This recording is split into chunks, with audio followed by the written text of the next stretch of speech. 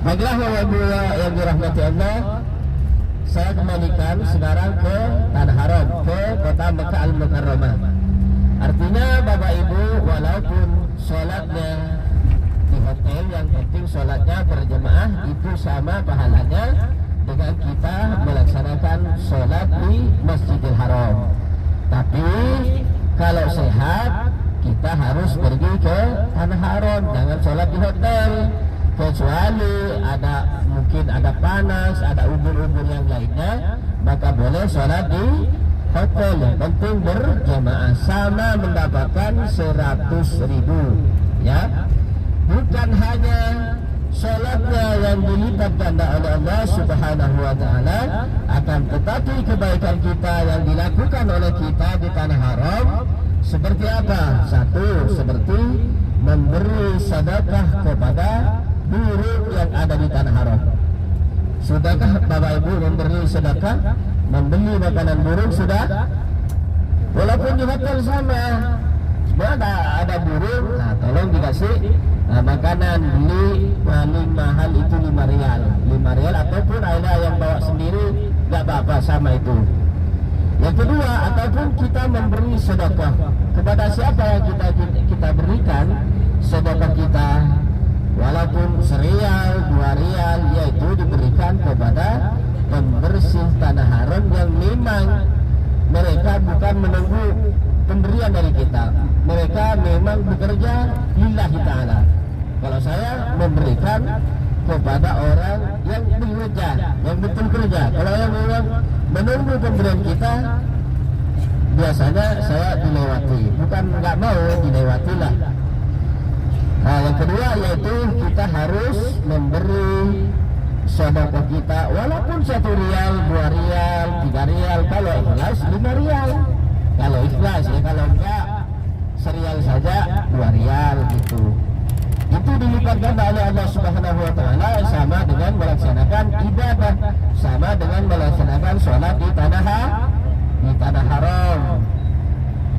Yang ketiga, usahakan Bapak Ibu selalu iktikaf.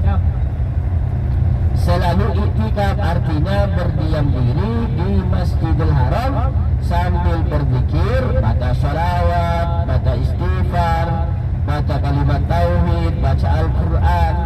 Itu pahalanya sama dengan melakukan sholat, sama dengan melakukan sholat.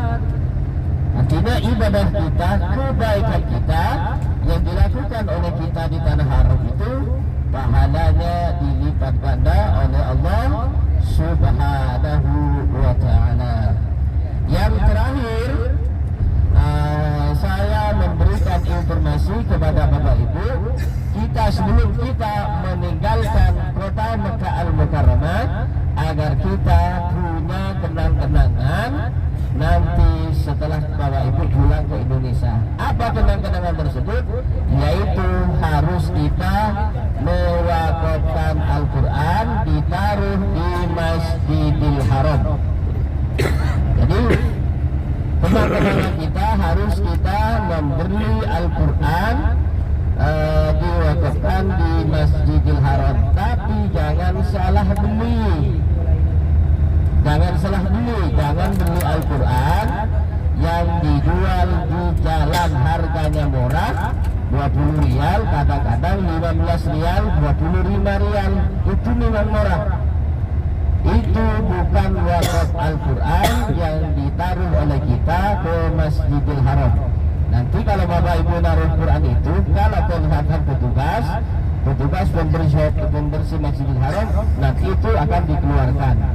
Dan kita sekarang nggak boleh naruh sendiri ke Masjidil Haram, harus tim Al-Quran yang bekerja di Masjidil Haram, tim Al-Quran. Nah, itu yang boleh kita memberikan wakaf Al-Quran di Masjidil Haram. Perlu diketahui bahwa Masjidil Haram tidak butuh duit.